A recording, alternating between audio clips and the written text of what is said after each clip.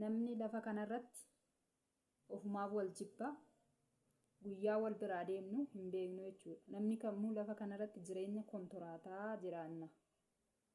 Yeroo isaa eeggannee nuunis taraa keenyatti numa deemna. Baay'ee na gaddisiise guyyaan irra. Baay'ee tokko natti dhaga'ame. Egaa nagaa hin daganne. Obboloota koo akkam jirtu? Nagaa keessanii ani nagaa kooti. Isinis bakkaaf lafa jirtanitti nagaa guutuu akka qabdan abdii guddaan qaba. Egaa obboleessi keenya faarfataa Iyoo'el namni jedhamu guyyaa kaleessaa addunyaa kanarraa nu bukkeedhaa boqoteera. Egaa faarfataa akkasii lafaa dhufa dargaggeessa akkasii of bukkeedhaa dhabuun baay'ee nama gaddisiisa. Baay'ee namattis dhaga'ama. Waaqayyo du'a akkasii namaa oolchu, ba'anii karaatti hafuu namaa oolchu, du'a diingataa, du'a akka malee Waaqayyo namaa oolchu. Baay'ee akka mataa kootti baay'ee natti dhaga'ame.